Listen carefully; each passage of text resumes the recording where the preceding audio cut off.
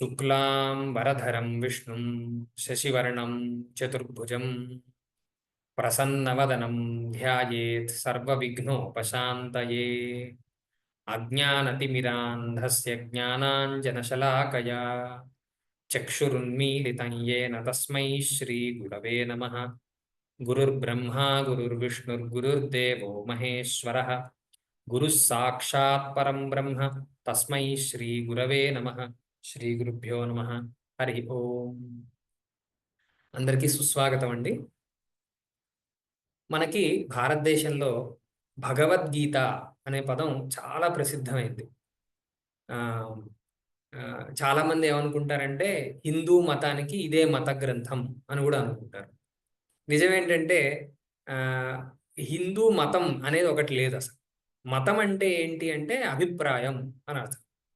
ఆ అభిప్రాయం ఒకానొక మనిషికి సంబంధించిందై ఉంటూ ఉంటుంది సాధారణంగా. మన మతం లేదా మన ధర్మం, మనం మతం అనే పదం కంటే కూడా ధర్మం అనే పదాన్ని వాడుకుంటే గనక మన ధర్మం ఎలాంటిది అంటే సనాతనమైనటువంటి ధర్మం అన్నమాట. సనాతనం అనే పదం వేదంలో కూడా చాలాసార్లు వస్తుంది. అలానే మహాభారతం ఇతిహాసాలలో కూడా చాలా చోట్ల వస్తుంది. సనాతనం అంటే ఎప్పటి నుంచో ఉన్నది అని అర్థం. అలా ఎప్పటి నుంచో ఉన్నది, అధునాతనం కూడా అది చాలా రెలవెంట్గా కూడా ఉంటూ ఉంటుంది. అంటే ఏ ఏ సమయానికైనా అన్వయించుకోవటానికి యోగ్యంగా ఉంటూ ఉంటుంది. అందుకనే ఆ సనాతన ధర్మం అనే ఒక పదం మన నడవడి, మన ఆలోచన విధానానికి మనం పెట్టుకున్నటువంటి ఒక పేరండి. సో భారతదేశంలో భగవద్గీత అనే దానికి చాలా ప్రసిద్ధి ఉంది. ఎందుకు అంటే ఇది చాలా పెద్దది కాదు, నెంబర్ 1. నెంబర్ 2, ఇది ఒక స్టోరీలో అంతర్భాగంగా ఉంది. మనందరికీ తెలుసు కదా, మహాభారతం అనే ఒక ఇతిహాసం. ఇతిహాసం అంటే ఇతిహాస, ఇలా అయ్యిందట అని అర్థం. ఇతిహాస అనే పదానికి ఇతిహాస, ఇలా అయ్యిందట అని పేరు. సో ఇలా అయ్యింది అని మన పూర్వులు ఒక కథ మనకి ఇచ్చారు. కథ అనగానే అది అన్రియల్ అనే అర్థం మనకు ఒక్కొక్కసారి వస్తుంది, కానీ అది నిజం కాదు. కథ అంటే ఇద్దరు లేక చాలా మంది మధ్యలో జరిగినటువంటి సంభాషణల యొక్క ఒక గ్రూప్ ఆఫ్ కన్వర్జేషన్స్ అని మనం ఆంగ్ల భాషలో అనుకోవచ్చు. దాన్ని మనం కథ, నరేటివ్ అని కూడా చెప్పుకోవచ్చు.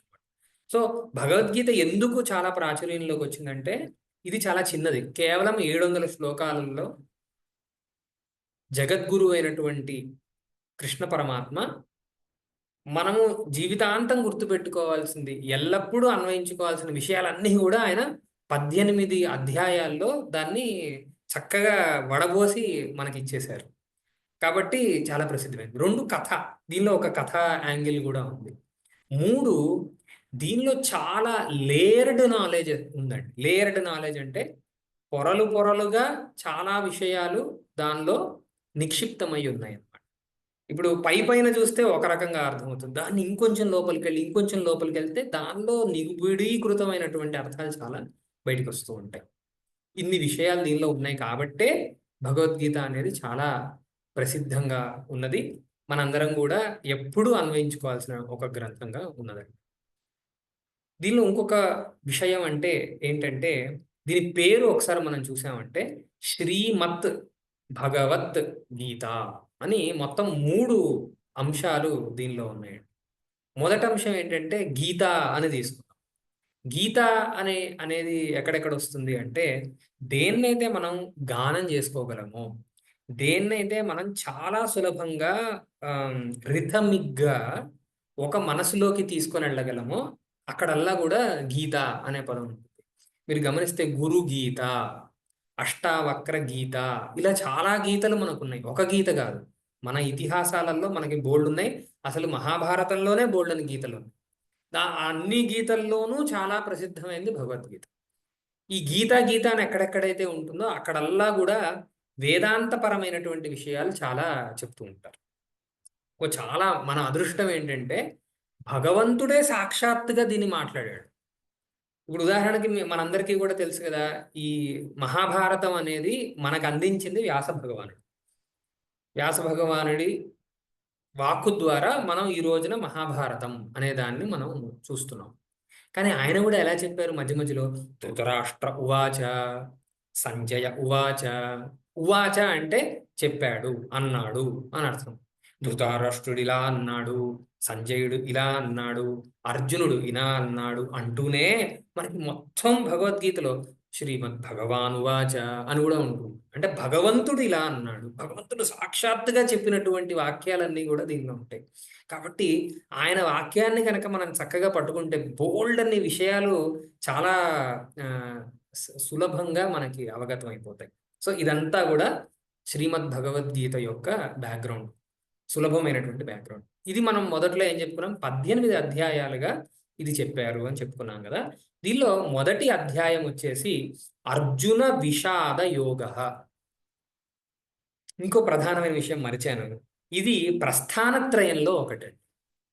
ప్రస్థానత్రయం అంటే ఏంటి, కొంచెం మనం వేదాంతం అంటే ఏంటో చెప్పుకొని ప్రస్థానత్రయం గురించి చెప్పుకొని దీనిలోకి వచ్చేద్దాం. వేదాంతము అనేది ఏంటి అంటే ఉపనిషత్తులు వేదాంతం. వేదాంతం అనే పదానికి నిజానికి అర్థం ఏంటి అంటే ఉపనిషత్తులు.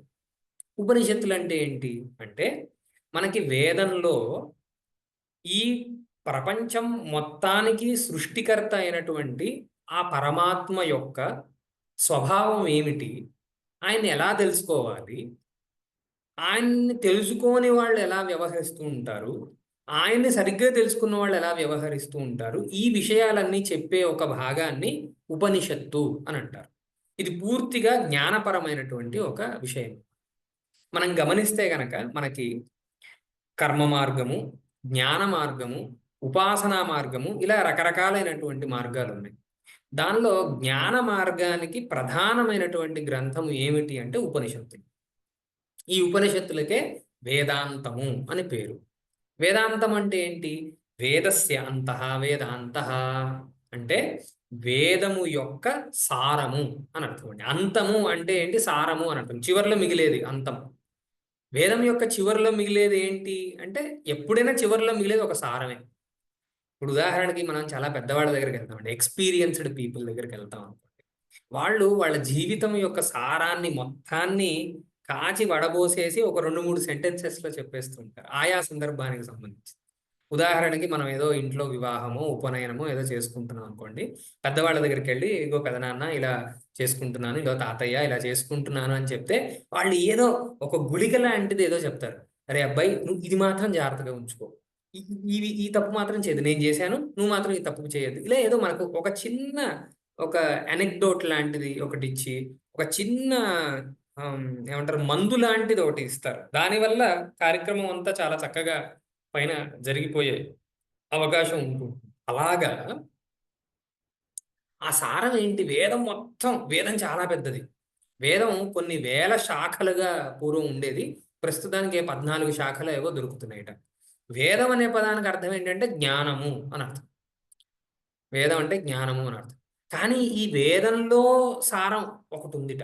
అదేమిటి అంటే ఈ ప్రపంచం అంతటిని సృష్టించి మెయింటైన్ చేస్తూ తనలో రేపు లీనపరుచుకోవడానికి మూల పురుషుడైనటువంటి ఆ పరమాత్మ యొక్క స్వభావాన్ని గురించి మనకు తెలియజేసేదే ఈ వేదాంతం.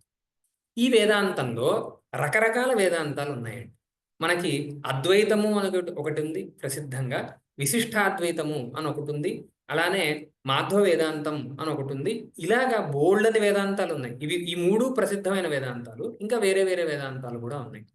ఈ అన్ని వేదాంతాలు కూడా ప్రస్థానత్రయం అనే దానికి భాష్యాన్ని ఇచ్చి ఉన్నారు. అసలు ఫస్ట్ ప్రస్థానత్రయం అంటే ఏంటి అంటే, మొదటిది ఇందాక మనం ఉపనిషత్తు అనుకున్నాం కదా, దాన్ని శృతి ప్రస్థానం అంటారు. ప్రస్థానం అనే పదానికి మెట్టు అనే అర్థం తీసుకోవచ్చు, లేకపోతే స్టేజ్ అనే ఒక అర్థం తీసుకోవచ్చు అనమాట. ఈ 3 ప్రస్థానాల యొక్క లక్ష్యము పరమాత్మ స్వభావాన్ని మనకి ఎరుకపరచడమే, దానిలో ఎటువంటి సందేహము లేదు. మొదటిది వచ్చేసి శృతి ప్రస్థానం. శృతి అంటే వేదం. సో వేదంలో భాగమైనటువంటి ఉపనిషత్తు యొక్క వ్యాఖ్యానము అక్కడ ఉంటుంది. ప్రధానంగా 10 ఉపనిషత్తులు, 10 ఉపనిషత్తులు ఉన్నాయి. ఆ ఉపనిషత్తులు ఏమిటి అవన్నీ కూడా మనం నెమ్మదిగా తెలుసుకుందాం. ఈశావాస్య ఉపనిషత్తు, కఠోపనిషత్తు, ఛాందోగ్య ఉపనిషత్తు, బృహదారణ్య ఉపనిషత్తు, ఇలా బోల్డ్ ఉపనిషత్తులు ఉన్నాయి. ఆ ఉపనిషత్తులన్నింటికీ కూడా ఈ ఆచార్యులు వ్యాఖ్యానం రాశారు. ఎందుకు వ్యాఖ్యానం రాశారు? ఉపనిషత్తు చదివితే అర్థమైపోతుంది కదా అంటే, కొన్ని నిగూఢమైనటువంటి అంశాలు ఉంటూ ఉంటాయి. అంటే మనకి సహజంగా చూడంగానే అర్థం కాదు. ఇప్పుడు అలానే ఎలాగైతే మనం ఒక పిల్లవాడు ఉంటాడు. పిల్లవాడు వచ్చి మన ఎదురుగుండా నుంచుంటాడు. వాడిని చూడంగానే కొన్ని విషయాలు అర్థమవుతాయి. ఆ పిల్లవాడు గనక పుష్టిగా ఉంటే వీడు ఆరోగ్యంగా ఉన్నాడు. కొంచెం మొహంలో ఏమన్నా ఒక నవ్వు కనిపిస్తే వీడు కొంచెం ఆనందంగా ఉన్నాడు. ఏదో కొన్ని తెలుసుకుంటాం కానీ ఇంకా వాడిలో ఉన్నటువంటి విషయాలు మనకు తెలియవు. అవి తెలుసుకోవాలంటే కొన్ని కొన్ని విద్యలు మనకి తెలిసి ఉండాలి. అలానే ఈ ఉపనిషత్తుల యొక్క ఆంతర్యం ఏమిటి? దాన్ని ఎలా మనం సమన్వయపరుచుకోవాలో తెలుసుకోవడానికి భాష్యకారులు దానికి భాష్యం రాశారన్నమాట. సో ఇది శృతి ప్రస్థానం మొదటిది. ఉపనిషత్తుల్ని శృతి ప్రస్థానం అని అంటారు. ఏమండి? రెండవది వచ్చేసి న్యాయ ప్రస్థానం అని ఒకటి ఉందండి. న్యాయ ప్రస్థానం ఏంటది? మీరందరూ వినుండొచ్చు. బ్రహ్మసూత్రాలు అని ఉన్నాయండి. బ్రహ్మసూత్రాలు. ఈ బ్రహ్మసూత్రాలకి భాష్యం రాశారు మళ్ళా. శంకరాచార్యులు వారు రాశారు, రామానుజాచార్యులు వారు రాశారు, అలానే మధ్వాచార్యులు వారు కూడా రాశారు. ఇంకా వేరే వేరే ఆచార్యులు కూడా రాశారు. దీన్ని న్యాయ ప్రస్థానం అంటారు. న్యాయము అనే దానికి అర్థం ఏంటంటే లాజిక్ అనే అర్థం తీసుకోవచ్చు. అంటే ఎక్కడైతే తర్కించి విషయాన్ని ప్రతిపాదన చేస్తారో దాన్ని మనం న్యాయము అని తీసుకోవచ్చు. ఈ బ్రహ్మసూత్రాలలో ఏముంటుంది అంటే ఒక మనకి కాంట్రడిక్టరీ టాపిక్స్ కొన్ని ఉంటాయి, కన్ఫ్యూజింగ్ టాపిక్స్ కొన్ని ఉంటాయి, ఇంకా లేయర్డ్ అంటే మల్టిపుల్ లేయర్స్లో కాన్సెప్ట్స్ ఉన్న టాపిక్స్ కొన్ని ఉంటాయి. ఉదాహరణకి స్త్రీలు శూద్రులు అధ్యయనం చేసి ఉపనిషత్తుల్ని నేర్చుకొని పురుషులు అంటే అందులోనూ ఉపనీతులైనటువంటి పురుషులు లాగా మోక్ష మార్గంలోకి వెళ్ళాలా అని ఒక సంశయం వచ్చింది అనుకోండి. ఆ సంశయాన్ని తీర్చడానికి అపశూద్రాధికరణం అని ఒక అధికరణం చెప్పారు. ఆ అపశూద్రాధికరణంలో ఏమన్నారంటే, నాయన జీవుడు ఎవడైనా సరే మోక్ష మార్గంలోకి వెళ్ళొచ్చు, కానీ అందరూ ఒకే మార్గంలో మోక్షానికి వెళ్ళాలి అని లేదు. ఇక్కడ స్త్రీలు మరియు శూద్రులు వీళ్ళకి వేదాధ్యయన యోగ్యత లేదు. ఎందుకు లేదంటే అని చెప్పి అక్కడ ఒక విషయాన్ని చర్చిస్తారు. చాలా చక్కగా చర్చిస్తారు. దానిలో పూర్వపక్షం ఉంటుంది, సిద్ధాంతం ఉంటుంది, సంశయం ఉంటుంది. ఆ సిద్ధాంతాన్ని ఎలా డిరైవ్ చేశాము అనేయడానికి ఒక పెద్ద విచారణ మార్గము ఉంటుంది. ఇవన్నీ కూడా ఉంటాయి. ఇది మనకి న్యాయప్రస్థానమైనటువంటి సూత్రాలలో, బ్రహ్మసూత్రాలలో మాత్రమే ఈ విచారణ అంతా కూడా ఉంటుంది. ఉపనిషత్తుల్లో ఇలాంటి విచారణ ఉండదు. ఉపనిషత్తులో ఎలా ఉంటుంది? గార్గి మరియు యాజ్ఞవల్క్యుడి మధ్యలో ఒక సంవాదం, లేదా భృగు ఇంకా వాళ్ళ తండ్రి గారి మధ్యలో ఒక సంవాదం. ఇలా రకరకాలైనటువంటి గురు శిష్యుల మధ్య, భార్యాభర్తల మధ్య, లేకపోతే వేరే వేరే మిత్రుల మధ్య, ఇట్లా రకరకాల వాళ్ళ మధ్య జరిగే సంభాషణ. అలానే సహజంగానే పరమాత్మ యొక్క స్వభావం ఏంటి, పరమాత్మని ఎరిగిన వాడు ఎలా ఉంటాడు, ఈ విషయాలు యథాతథంగా మనకి ఉపనిషత్తులో లభిస్తాయి. ఇంకోటి మనం గమనించాల్సింది ఏంటంటే, ఉపనిషత్తు అనేది ఈశ్వరుడి యొక్క ఉచ్ఛ్వాస నిశ్వాస. వేదమంతా కూడా ఈశ్వరుని యొక్క ఉచ్ఛ్వాస నిశ్వాస. కాబట్టి దానిలో ప్లాన్ చేసి రాయడం అంటూ ఏమి ఉండదు. ఈశ్వరుని యొక్క ఉచ్ఛ్వాస నిశ్వాస రూపమైనటువంటి వేద మంత్రాలని మన ఋషులు చూశారు కాబట్టి వాళ్ళు ద్రష్టలయ్యారు. చూసింది చూసినట్టుగా మనకి వాళ్ళు తెలియజేశారు. అప్పటి నుంచి ఇప్పటి వరకు కూడా అనాదిగా మనం అదే పరంపరలో చదువుకుంటూ వస్తున్నాం. కాబట్టి దీనిలో నేను ఇలాంటి సంశయాలు వస్తాయి కాబట్టి నేను ఇలా రాస్తాను, అందరికీ బాగా అర్థం అవ్వాలి కాబట్టి నేను కొంచెం సింప్లిఫైడ్ వర్షన్లో రాస్తాను, అందరికీ ఇంకా బాగా అర్థం కావాలి కాబట్టి నేను కంక్లూజన్ ఒకటి రాస్తాను, జిస్ట్ రాస్తాను, ఇలా ఉండదు. ఉన్నది ఉన్నట్టుగా వాళ్ళు దర్శించారు, మనకి ఇచ్చారు అంతే. దానిపైన భాష్యం శంకరాచార్యులు వారు, రామానుజాచార్యులు వారు ఇత్యాదులు రాశారు. అది శృతి ప్రస్థానం. రెండోది వచ్చేసి న్యాయ ప్రస్థానం. ఇప్పుడు మనం ఏదైతే చూడబోతున్నామో దాన్ని స్మృతి ప్రస్థానం అంటారు. మీరు గమనిస్తే గనక ఈ మూడింటితోనూ మన వ్యాస భగవానుడికి చాలా సంబంధం ఉంది. వ్యాస భగవానుడిని మనం ఏమంటాం? వేదవ్యాస అంటాం. కొంతమంది ఏమనుకుంటారంటే వేదవ్యాస అనే పేరు విని ఆయనే వేదాలు రాశారని కూడా అనుకుంటారు. నిజానికి వారు వేదాలు రాయల. అసలు వేదాల్ని రాయదగినటువంటి విషయం కాదది. అది అనుభవించడానికి మాత్రమే యోగ్యమైనటువంటి విషయం అనమాట. కొన్నిటిని మనం ఐ హ్యావ్ క్రియేటెడ్, నేను దీన్ని తయారు చేశాను అని చెప్పగలం, కానీ కొన్నిటిని మనం నేను దీన్ని తయారు చేశాను అని చెప్పలేం. ఉదాహరణకి చిన్న పిల్లలు చక్కగా ఆడుకుంటున్నారు, వాళ్ళ మొహంలో ఒక చిరునవ్వు, వాళ్ళ చిన్న చిన్న బుజ్జి బుజ్జి చేతులు కాళ్ళు ఇవన్నీ చూసి మనం ఒక ఆనందాన్ని పొందాం. మనం ఎప్పుడైనా అనగలం ఈ ఆనందాన్ని నేను తయారు చేశాను అని మనం అనగలం. ఆనందాన్ని కేవలం మనం అనుభవించగలమే కానీ దాన్ని మనం తయారు చేయలేము. అలానే కొన్ని విషయాల్ని మనం తయారు చేయలేం. ఉదాహరణకి ఆంగ్ల భాషలో విజ్డమ్ అంటారు, సంస్కృతంలో విజ్ఞానం అని అంటారు. విజ్ఞానాన్ని కూడా ఎవరు తయారు చేయలేరండి. విజ్ఞానాన్ని కేవలం మనం అనుభవించగలమే కానీ దాన్ని మనం తయారు చేయలేము. I have created this wisdom, it is a wrong notion అనమాట. అసలు ఇది impossible. You can only experience wisdom. You can create technology. Technology is different from wisdom. మనం ఏదైతే తయారు చేస్తున్నామో, ఏదైతే మన అధీనంలో ఉందో దాన్ని మనం టెక్నాలజీ అనగలం. కానీ మౌలికమైనటువంటి తత్వజ్ఞానం ఏదైతే ఉన్నదో అది మనకి అనుభవంలోకి రావాల్సిందే కానీ దాన్ని మనం తయారు చేయలేం. సో వేదాలన్నీ అలాంటివి. కాబట్టి వేదాన్ని ఎవరు తయారు చేయాలి? వేదం అపౌరుషేయమైనటువంటి ఒక విషయం. కానీ ఆయనకి వేదవ్యాస అనే పేరు ఎందుకు వచ్చింది అని అంటే, ఆ వేదాలను ఆయన విభాగం చేశారు. వాళ్ళ నలుగురు శిష్యులకి ఆయన వేద విజ్ఞానాన్ని మొత్తాన్ని విభాగం చేసి ఇచ్చారు కాబట్టి ఆయన పేరు వేదవ్యాసుడు అయిందనమాట. లేకపోతే ఏమయ్యేదంటే, ఈ రోజున మనం ఒక జీవన ప్రమాణంలో, ఒక జీవితంలో చదువుకోదగినంత వేదము అని ఉండేదే కాదు. ఎందుకంటే వేదం చాలా అనంతంగా ఉంది కాబట్టి. ఏ వేదంతో ఏ క్రతువు చేయాలి, ఏ శాఖ వాళ్ళు ఏ వేదంతో ఏ క్రతువు చేయాలి ఇత్యాది విభాగాలు లేకపోయి ఉంటే చాలా సంశయం ఉండేది. కాబట్టి మనం ఎల్లప్పుడూ వ్యాస భగవానుడిని మనం స్మరిస్తూ ఉండాలి. అందుకని ఆయనకి వేదవ్యాస. మిగతా రెండు మాత్రం ఆయనే రాశారు. బ్రహ్మసూత్రాలు వారే రచించారు. అలానే స్మృతి ప్రస్థానమైనటువంటి భగవద్గీత కూడా వారే రచించారు. అది మహాభారతంలో ఒక చిన్న భాగం. ఏమంటే ఇదంతా కూడా బ్యాక్గ్రౌండ్. ఇప్పుడు మనం ఇందాక అనుకున్నట్లుగా భగవద్గీతకి 18 అధ్యాయాలు ఉన్నాయి. భగవద్గీతలో 18 అధ్యాయాలు ఉన్నాయి. ఒక్కొక్క దానికి చాలా చక్కటి పేరుంది. చూచాయిగా మనకి అందరికీ కూడా భారతంలో ఉన్నటువంటి కథ మనకు తెలుసు. అన్నదమ్ముల పిల్లలు, అన్నదమ్ముల పిల్లల మధ్యలో ఉన్న గొడవ. ఇది టూకీగా మనం చెప్పుకోదగినటువంటి విషయం. ఈ మొత్తం భారతంలో ప్రధానమైనటువంటి రెండు పక్షాలు ఉన్నాయి. ఒకటిదేమో దుర్యోధనుడి పక్షం, రెండోదేమో ధర్మరాజు పక్షం.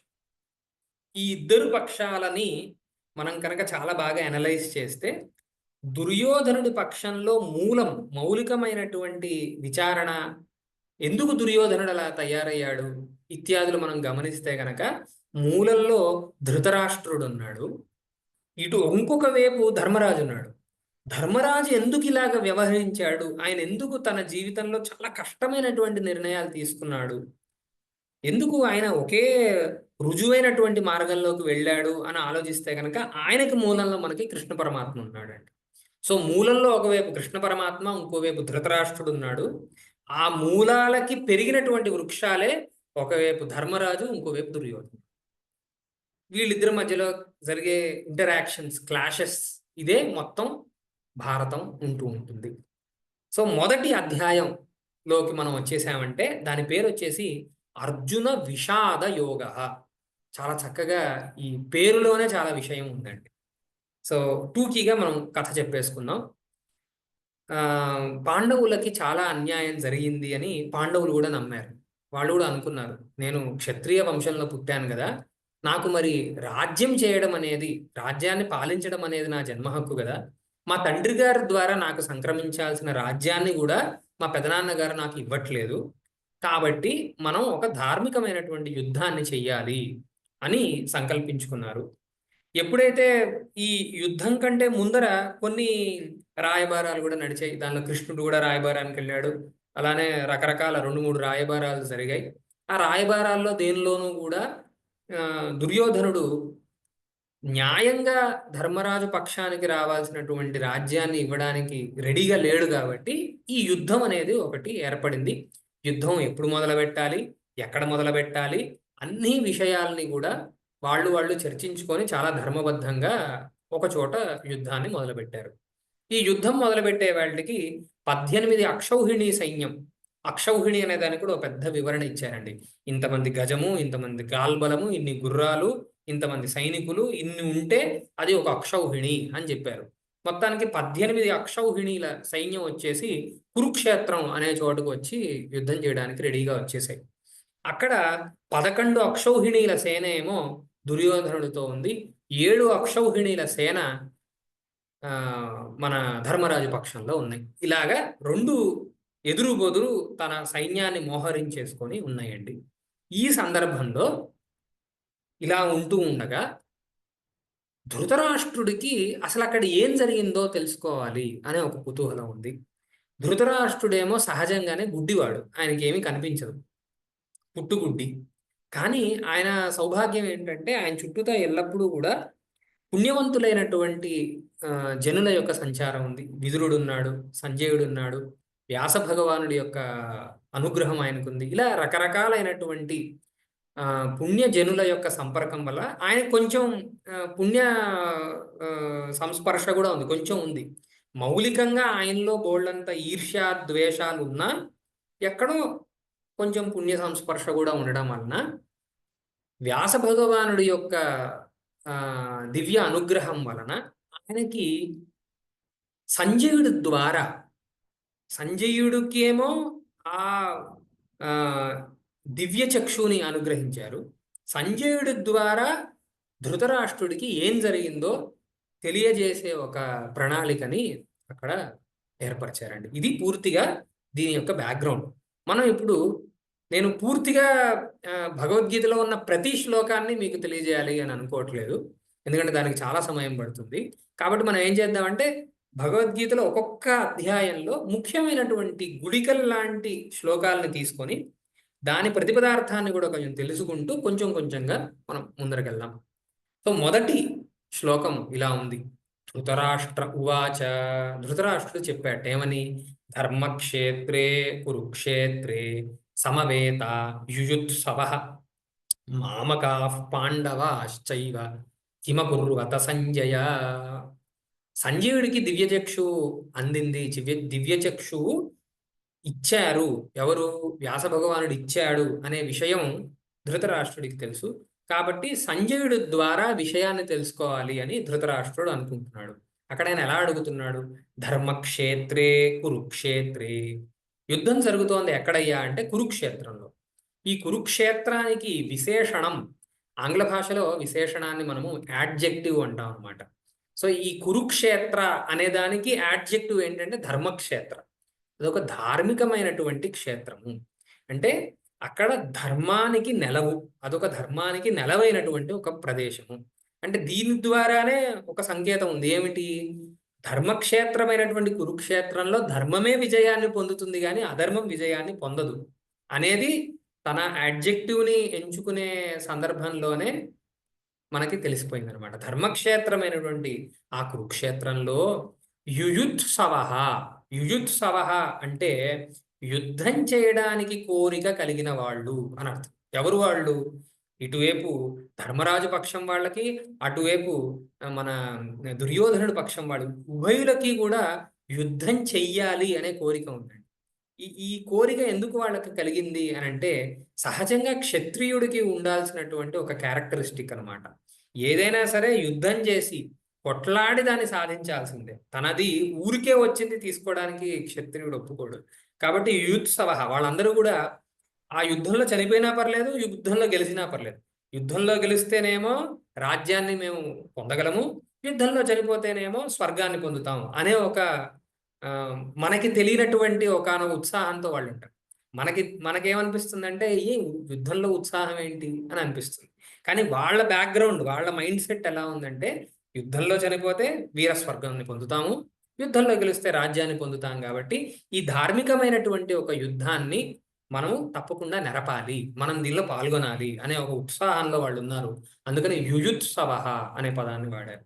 ఇక్కడ 2 పక్షాలు ఉన్నాయి కదా, మామకాహ పాండవాహ. మామకాహ అంటే ఏంటి అంటే నా వాళ్ళు. మనం మాయాబజార్ సినిమాలో కూడా చూసుంటాం కదా, అసమతీయులు తసమదీయులు అని ఒక కొంచెం హాస్యంగా ఈ పదాన్ని వాడారు. అదే సంస్కృతంలో దీన్ని ఎలా వాడతారంటే మామకాహ, అంటే నాకు సంబంధించిన వాళ్ళు, నాకు పుట్టిన వాళ్ళు. ఎవరు వాళ్ళు?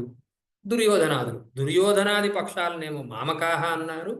పాండవ, పాండురాజుకి నా తమ్ముడేగా, ధృతరాష్ట్రుడికి తమ్ముడేగా, నా తమ్ముడైనటువంటి పాండు మహారాజుకి సంబంధించినటువంటి పక్షం. రెండోది పాండవాశ్చైవ కిమకుర్వత, ఏం చేశారు నాయన సంజయ అని చెప్తున్నారు. ఈ స్లైడ్లో నేను ఏం చేశానంటే ఒక్కొక్క దానికి కూడా అర్థాన్ని వివరించి రాశాను. దీన్ని కూడా చదువుతా, ఎందుకంటే మనం శ్లోకానికి ఏదైతే ఒక సంపిండితార్థమాన్ని తెలుసుకున్నామో దాన్ని ఇప్పుడు విడమర్చి ఒకసారి చెప్పుకుందాం. హే సంజయ, ఓ సంజయుడా. దీన్ని అన్వయం అంటామండి సంస్కృతంలో. శ్లోకం ఇలా ఉంటుంది. శ్లోకం అయిన తర్వాత పద విభాగం జరుగుతుంది. పద విభాగం జరిగిన తర్వాత అన్వయము అని ఒకటి జరుగుతుంది. అన్వయంలో ఏం జరుగుతుందంటే మనం మాట్లాడేటప్పుడు ఎలాగైతే పదాల యొక్క కూర్పు ఉంటుందో అలాగా ఈ శ్లోకాన్ని మనం అన్వయించుకుంటాం. దాని యొక్క కూర్పును మారుస్తాం అన్నమాట. ఈ పద్ధతి వేదంలోనూ ఉంది, శాస్త్రంలోనూ ఉంది, సంస్కృతంలో రాయబడినటువంటి శ్లోకాలలో కూడా ఉందన్నమాట. ఈ పద్ధతి తెలిస్తేనే మనం వీ కెన్ డీకోడ్ సంథింగ్. ఈ పద్ధతి తెలుసుకోవడం చాలా కీలకం సంస్కృతం చదువుకునే పిల్లలందరికీ కూడా. హే సంజయ, ఓ సంజయుడా, ధర్మక్షేత్రే పుణ్యభూమి అయినటువంటి, నేను ఇందాక అన్నా కదా ఇది విశేషణం అని. విశేషణం దగ్గర మనకి అయినటువంటి అనే ఒక పదాన్ని మనం యోజన చేసుకుంటూ ఉంటాం. ధర్మక్షేత్రే పుణ్యభూమి అయినటువంటి, కురుక్షేత్రే కురుక్షేత్రమునందు, యుయుత్సవ యుద్ధాన్ని చేయగోరుచున్నవారైనటువంటి, ఇది కూడా ఒక విశేషణమే. యుయుత్సవ అనేది ఎవరికి విశేషణము అంటే సమవేతాహ, మామకాహ, పాండవాహ వీళ్ళందరికీ విశేషణం అనమాట. యుద్ధం చేయడానికి కోరుకుంటున్నటువంటి, అలానే సమవేతాహ అక్కడికి వచ్చి ఉన్నటువంటి, మామకాహ నా కుమారులైనటువంటి దుర్యోధనాదులు, అట్లే పాండవాశ్చైవ పాండురాజు కుమారులు అయినటువంటి ధర్మరాజులను, కిం ఏమీ అకుర్వత చేసిరి, ఏం చేశారట వాళ్ళు అని అడుగుతున్నాడు ఆయన. ఆయనకి ఇప్పుడు దివ్య చక్షు ఉంది కాబట్టి ఆయన చూసి చెప్తాడు. మొదట్లో ఇంచుమించు 19వ శ్లోకం వరకు కూడా పెద్దగా తాత్వికమైనటువంటి విషయాలు ఏమీ కూడా లేవు. అందుకని నేను ఆ శ్లోకాలన్నింటినీ కూడా ఇక్కడ చెప్పాలి అని అనుకోవట్లా.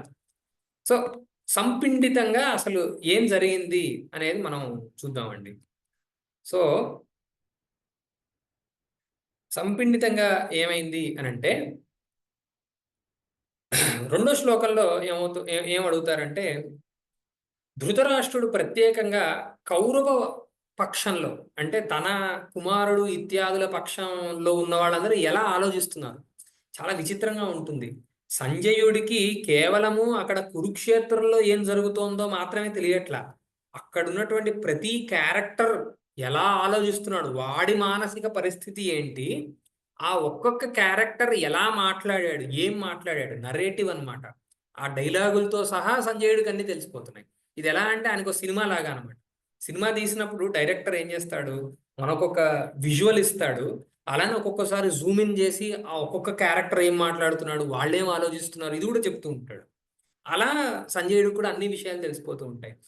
కాబట్టి ఈయన కూడా అలానే అడుగుతున్నాడు, నీకు అన్ని విషయాలు తెలిసిపోతున్నాయి కదా, కాబట్టి నా వాళ్ళందరూ ఏం చేసుకుంటున్నారు, ఏం చేస్తున్నారు అంటే, ఫస్ట్ దుర్యోధనుడు తన గురువు అయినటువంటి ద్రోణాచార్యుడి దగ్గరికి వెళ్ళి, ఎందుకంటే ద్రోణాచార్యుడినే ఆయన ఫస్ట్ ఆశ్రయించి ఆయన మెప్పు పొందితే గనక యుద్ధంలో గెలుస్తాను అని అనుకుంటాడు. కాబట్టి ద్రోణాచార్యుడి దగ్గరికి వెళ్ళి పాండవుల సైన్యం చాలా శక్తివంతంగా ఉంది అనే విషయాన్ని చెప్తాడు. ఎందుకు చెప్తాడు అంటే, ద్రోణాచార్యుడిలో కూడా ఈ ఈ యుద్ధాన్ని ఎలాగైనా సరే నేను గెలిపించాలి అనే ఒక తీక్ష్ణమైనటువంటి కోరికని పుట్టింపజేయడానికి, ఇన్స్టిగేట్ అంటారు కదా ఆంగ్ల భాషలో, అలా ఇన్స్టిగేట్ చేయడానికి దుర్యోధనుడు వెళ్ళి ద్రోణాచార్యుడితో చెప్తాడు.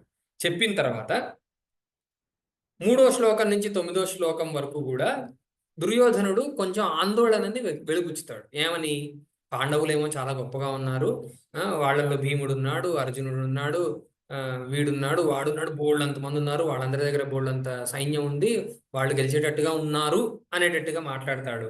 అలానే తన సైన్యంలో ఎవరున్నారు 3వ శ్లోకం నుంచి 9వ శ్లోకం వరకు భీష్ముడి గురించి, కర్ణుడి గురించి, కృపాచార్యుడి గురించి, వీళ్ళ బలాల గురించి, వాళ్ళపైన కూడా నాకు విశ్వాసం ఉంది అనే విషయాన్ని కూడా తెలియజేస్తాడు. ఇలా తెలియజేస్తూ ఉంటూ ఉండగానే మధ్యలో 12వ శ్లోకంలో భీష్ముడు శంఖనాదం చేస్తాడు. ఇప్పుడు యుద్ధ రంగంలో ఏమిటంటే వాళ్ళల్లో ఉన్నటువంటి రాజసికమైనటువంటి ప్రవృత్తిని ప్రేరేపించడానికి, అంటే వాళ్ళని యాక్టివేట్ చేయడానికి కొన్ని కొన్ని ఏమన్నా తెలుగులో కూత అంటారు కదా, కొన్ని కొన్ని రకాలైనటువంటి ఒక ప్రేరణాత్మకమైనటువంటి వాక్యాలు పలుకుతూ ఉండాలి. కాబట్టి మధ్యలో భీష్మ పితామహుడు బలంగా తన శంఖనాదం చేస్తాడు. దాంతో కౌరవ సైన్యంలో ఉత్సాహం వస్తుంది. నెమ్మదిగా దానికి ప్రతి శంఖనాదంగా అర్జునుడు, భీముడు, కృష్ణుడు తమ తమ శంఖాలను ఊదుతారు. ఈ శంఖాల పేర్లు అవన్నీ కూడా దానిలో చెప్పారు 16 శ్లోకం వరకు. దాని తర్వాత ఇలా రకరకాల శంఖనాదాలు ఇవన్నీ జరిగిపోతూ ఉంటూ ఉండగా ఒక రకమైనటువంటి యుద్ధ వాతావరణం, ఒక తీక్ష్ణమైనటువంటి ఒక స్థితి ఏర్పడిపోతూ ఉంటాయి. ఇలా 19వ శ్లోకం వరకు విషయం జరిగిపోయిందండి. ఇలా జరిగిపోయాక అంటే మనం ఏం ఊహించుకోవాలంటే, ఒకవైపు 11 అక్షోహిణీల నుంచి కూడా మనకి శబ్దాలు వస్తున్నాయి, ఇంకోవైపు 7 అక్షోహిణీల నుంచి కూడా ప్రతి శబ్దాలు వస్తున్నాయి. ఒక రణగుణ ధ్వని అంటాం కదా తెలుగులో, ఆ రణగుణ ధ్వనిలో ఒక వాతావరణం ఏర్పడిపోయింది. ఈ వాతావరణం ఏర్పడిపోయిన తర్వాత ఇప్పుడు అసలు మనం అర్జునుడు అసలు ఏమనుకుంటున్నాడు, ఇదంతా కూడా ఇప్పుడు మనం భగవద్గీతకి బ్యాక్ డ్రాప్ లోకి వచ్చాం. అర్జునుడు ఏమనుకుంటున్నాడు? అథ వ్యవస్థితాన్ దృష్ట్వా ధార్తరాష్ట్రాన్ కపిధ్వజః అథ వ్యవస్థితాన్ దృష్ట్వా ధార్తరాష్ట్రాన్ కపిధ్వజః ప్రవృత్తే శస్త్ర సంపాతే ధనురుద్యమ్య పాండవః ప్రవృత్తే శస్త్ర సంపాతే ధనురుద్యమ్య పాండవః హృషీకేశం తదా వాక్యం ఇదమాహ మహీపతే హృషీకేశం తదా వాక్యం ఇదమాహ మహీపతే. ఓవరాల్ గా ఏమైందంటే రెండు పక్షాలని చూసేశారు. కపిధ్వజ అంటే, కపి అంటే హనుమంతుడు, ధ్వజము అంటే ఫ్లాగ్ అని అర్థం. కాబట్టి హనుమంతుణ్ణే తన ధ్వజమునందు కలిగినవాడు అని అర్థం అండి. కపిధ్వజ అంటే ఇక్కడ అర్జునుడు అని అర్థం. ఈ అర్జునుడు చూశాట. ఎవరిని చూశాడు? ధార్తరాష్ట్రాన్, తన ఎదురుకుండా ఉన్నటువంటి పక్షంలో ఉన్నటువంటి ధృతరాష్ట్ర అనుయాయులైనటువంటి వాళ్ళందరినీ కూడా చూశాట. వీళ్ళందరూ ఎలా ఉన్నారట? వాళ్ళు వాళ్ళ దగ్గర ఉన్నటువంటి బాణాలు, కత్తులు, గదలు అన్నింటినీ రెడీ చేసుకుంటున్నారట. ప్రవృత్తే శస్త్ర సంపాతే ధనురుద్యమ్య పాండవ. ఇటువైపు పాండవులు కూడా వాళ్ళ ధనుస్సులు అన్ని కూడా రెడీ చేసుకుంటున్నారు. ఇప్పుడు ఎదుర్కొన్న శత్రువులు కూడా అన్ని రెడీ చేసుకుంటున్నారు, ఇటువైపు వాళ్ళు కూడా అన్ని రెడీ చేసుకుంటున్నారు. హృషీకేశం తదా వాక్యం. హృషీకేశుడు అంటే మన కృష్ణ పరమాత్మ. హృషీకేశుణ్ణి ఒక మాట అడుగుతున్నట్ట. ఇది స్టార్టింగ్ అనమాట. మన భగవద్గీతలో మనం యాక్చువల్గా తత్వంలోకి వెళ్ళడానికి ఇది స్టార్టింగ్. ఒక చిన్న దీని ప్రతిపదార్థం కూడా ఒకసారి చూసేద్దాం. హే మహీపతే, ఓ ధృతరాష్ట్రుడా. ఎవరితో చెప్తున్నారు? సంజయుడు ధృతరాష్ట్రుడితో చెప్తున్నాడు. ఇకపైన ఏమైంది అని. ఓ ధృతరాష్ట్రుడా, అథ ఈ ఉభయ సైనికులు శంఖారావం చేసిన పిమ్మట శస్త్ర సంపాతే, శస్త్ర అనగా బాణముల యొక్క, సంపాతే లెస్సగాబడుట అంటే రెడీ చేసుకోవడం అని అర్థం. అన్ని రెడీ చేసేసుకుంటున్నారు అంటే వాళ్ళ విల్లంబులు అన్నిటిని రెడీ చేసుకుంటున్నారు, అన్ని ఒక ఆర్డర్లో ఉన్నాయా లేదా చూసుకుంటున్నారు. మామూలుగా ఒక గన్ను పనిచేస్తుందా లేదా అంటే వాళ్ళు ఇట్లా లాగుతారు కదండి, అలా అన్ని రెడీ చేసేసుకుంటున్నారు. ప్రవృత్తే సతి, ఆరంభము గాబోవుచుండగా అంటే ఇంక అన్ని రెడీ చేసేసుకొని ఇంకా ఎవరితో యుద్ధం చేయాలనేది నిర్ణయించడమే తరువాయి అనే సందర్భంలో కపిధ్వజ, కపి అనగా హనుమంతుడు, ధ్వజ ధ్వజముగా కలిగినటువంటి అంటే హనుమంతుడే ధ్వజమునందు కలిగినటువంటి పాండవ అర్జునుడు వ్యవస్థితాన్ యుద్ధమునకు ఉద్యుక్తులైనటువంటి ధార్తరాష్ట్రాన్ నీ కుమారులైనటువంటి. ఎందుకు ఇలా అంటున్నాడు? సంజయుడు ధృతరాష్ట్రుడితో మాట్లాడుతున్నాడుగా, అందుకని నీ కుమారులైనటువంటి దుర్యోధనాదులను దృష్ట్వా చూచి ధనుస్సుని ఉద్యమ్య పైకి నిలబెట్టి కదా ఆ సమయమునందు, అంటే ఈయన కూడా యుద్ధం చేయాలనే రెడీ అయ్యాడుగా. అర్జునుడు కూడా పాపం యుద్ధం చేయాలనే బోల్డంత తపస్సు చేశాడు, బోల్డన్ని అస్త్రాల్ని చేకూర్చుకున్నాడు, చాలా రోజులుగా రెడీ అవుతున్నాడు దానికోసం. అందరూ రథాలెక్కారు, కురుక్షేత్రానికి చేరారు, ఎక్కడైతే యుద్ధం జరుగుతుందో అక్కడికి వచ్చేశారు. వచ్చేసి ఈయన ధనుస్సుని లేపి ఇలా ఉంచాడు కూడా. ఉంచిన తర్వాత ఇప్పుడు ఋషికేశం కృష్ణస్వామిని గురించి ఈ వాక్యం మాటను ఆహా పలికెను చెప్పాడట. ఏదో ఒక మాటను చెప్పాడట. ఏమిటి ఆ మాట? సేనయోరుభయోర్मध्ये రథం స్థాపయమేచ్యుత యావదేతాన్నిరీక్షేహం యోద్ధుకామానవస్థితాన్ కైర్మయా సహ యోద్ధవ్యం అస్మిన్ రణసముద్యమే యోత్స్యమాన యోత్స్యమానానవేక్ష్యేహం య ఏతేత్ర సమాగతాః ధార్తరాష్ట్రస్య దుర్బుద్ధేర్యుద్ధే ప్రియచికీర్షవా అని ఒక పెద్ద మాట చెప్పాడు. ఏమంటున్నాడు దీనిలో అంటే, ఈ రెండు సేనల యొక్క మధ్యలోకి రథం స్థాపయమేచ్యుత, నా రథాన్ని తీసుకుని వెళ్ళి అక్కడ పెట్టయ్యా, మధ్యలో పెట్టు. ఎలా పెట్టాలట? యావదేతాన్నిరీక్ష్యేహం, నేను ఎవరితోనైతే యుద్ధం చేయాలో వాళ్ళని చూడడానికి యోగ్యమైనటువంటి స్థానంలో తీసుకుని వెళ్ళి పెట్టు. మధ్యలో పెట్టంటే సగర్వంగా సెంటర్ పాయింట్లోకి తీసుకుని వెళ్ళి పెట్టమని కాదు. రేపు అర్జునుడు కర్ణుడితో యుద్ధం చేయాలి, భీష్ముడితో యుద్ధం చేయాలి, ద్రోణాచార్యుడితో యుద్ధం చేయాలి. ఎవరెవరితోనైతే నేను యుద్ధం చేయాలో వాళ్ళందరూ నాకు కనిపించేటట్టుగా ఏదైతే ఒక చోటు ఉంటుందో అక్కడ తీసుకొని వచ్చి నా రథాన్ని పెట్టు. యోద్ధుకామానవస్థితాన్, వాళ్ళు యుద్ధం చేయడానికి రెడీగానే ఉన్నారు. కైర్మయా సహ యోద్ధవ్యం, ఎవరితోనైతే నేను యుద్ధం చెయ్యాలో అస్మిన్ రణ సముద్యమే, ఈ రణ సంఘోష్ఠిలో అని విషయాన్ని చెప్పేశాడు. దీనిలో కూడా కొంచెం టూకీగా మనం విషయాన్ని చెప్పేసుకున్నాం. హే అచ్యుత, ఓ కృష్ణస్వామి, దుర్బుద్ధే, దుష్టబుద్ధి కలిగినటువంటి ధార్తరాష్ట్రస్య దుర్యోధనునకు యుద్ధమునందు ప్రియ చికీర్షవ, ప్రియ అనగా ఇష్టమును, చికీర్షవ చేయడానికి నిశ్చయించినటువంటి ఏ వీరులైతే ఉన్నారో అత్ర ఈ యుద్ధరంగమునందు సమాగతాః వచ్చారో అట్లాంటి వాళ్ళ దగ్గరికి వాళ్ళని నేను యోత్స్యమానాన్, యుద్ధము చేయడానికి రెడీగా ఉన్నటువంటి వాళ్ళని, ఏతాన్ వీరులను అవేక్షే చూచెదను అని చెప్తున్నాడు. అంటే ఇక్కడ ఏం చెప్తున్నారంటే, దుర్యోధనుడికి దుర్బుద్ధి లేకపోయినట్లయితే అసలు ఈ యుద్ధమే జరిగేదే కాదు. ఆయనకి దుర్బుద్ధి ఉంది, మొత్తం రాజ్యం నాకే కావాలి అని అనుకున్నాడు కాబట్టే యుద్ధం జరుగుతోంది. కాబట్టి ఆ కాంటెక్స్ట్ తీసుకొని రావడానికి దుర్బుద్ధే ధార్తరాష్ట్రస్య. ఇంకొక విశేషం ఏంటంటే, ఎవరెవరైతే దుర్యోధనుడిని సపోర్ట్ చేస్తూ ఇక్కడికి వచ్చారో వాళ్ళందరూ కూడా ఎంతో కొంత ఈ అధర్మంలో పాలు పంచుకోవడానికే వచ్చారు. కాబట్టి దానికి చాలా చక్కటి ఒక పదాన్ని చెప్పారు ఇక్కడ, ప్రియ చికీర్షవ.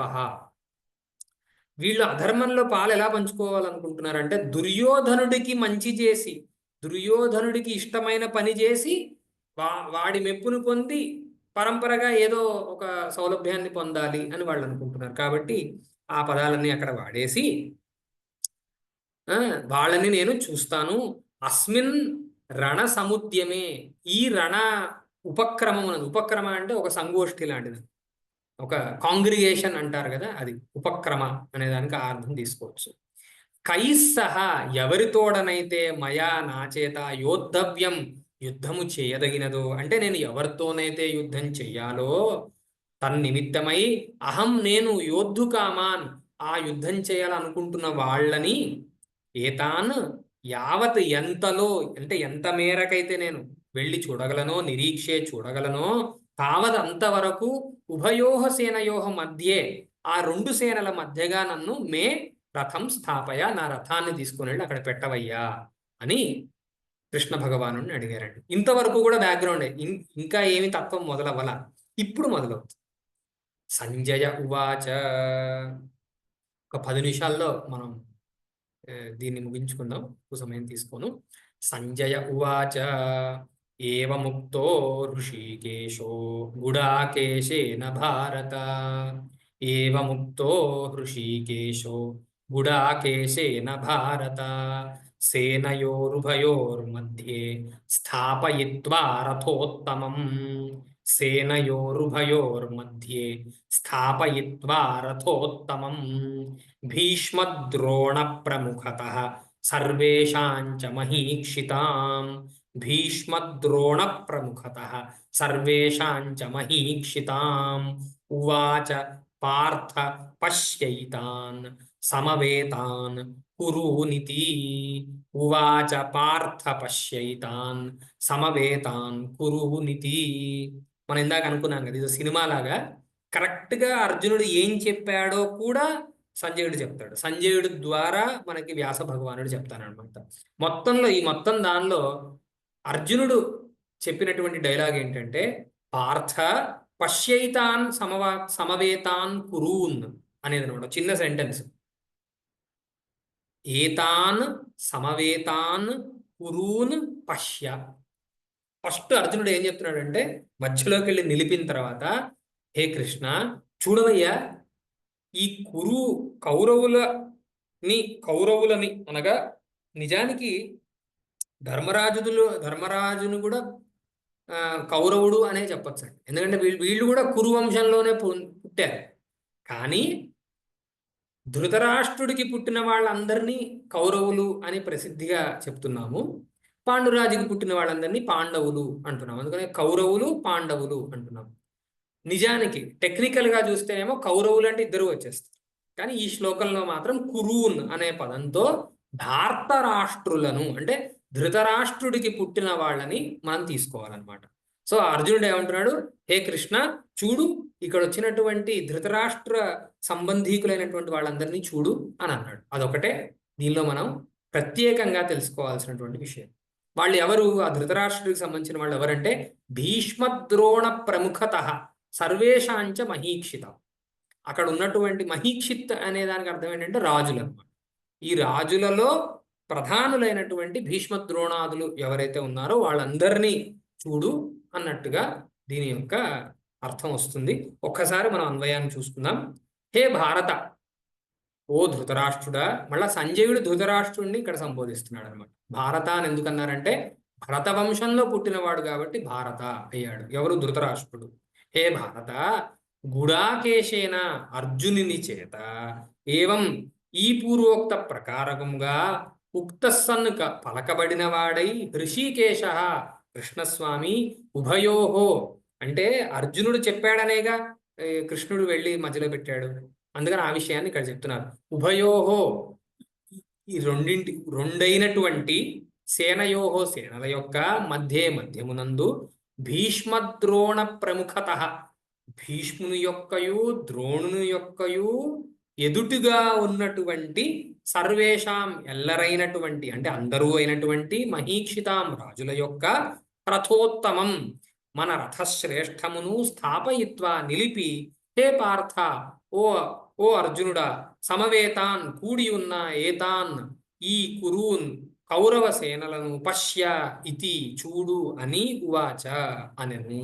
అర్జునుని కూర్చి పలికెను అని. ఏమండి? ఓహో, ఇది కృష్ణుడు పలికాడు. నేను ఇందాక కొంచెం తప్పుగా చెప్పాను. కృష్ణుడు పలికాడు. నాయన నేను తీసుకొని వచ్చి మధ్యలో పెట్టాను, నువ్వు చూడు వాళ్ళని అని కృష్ణుడు చెప్తున్నాడు. ఈ రకంగా మనకి భగవద్గీతలో మొదటి అధ్యాయంలో మొదటి అంకం అనమాట. నేను అనుకున్నటువంటి మొదటి అంకం ఇది. సో ఇప్పటి వరకు మనం భారతంలో కథని చూచాయిగా తెలుసుకున్నాం. వేదాంతంలో ఎన్ని రకాలైనటువంటి మార్గాలు ఉన్నాయి అనేది తెలుసుకున్నాము. భగవద్గీత అనేది దేనికి సంబంధించిన మార్గం అనేది తెలుసుకున్నాం. దానిలో అర్జున విషాద యోగము అనే ఈ యోగంలో ఒక చిన్న భాగాన్ని మనం తెలుసుకున్నాం. ఇక పైన చాలా ఆసక్తికరమైనటువంటి అర్జునుని ప్రశ్నలు వస్తాయి.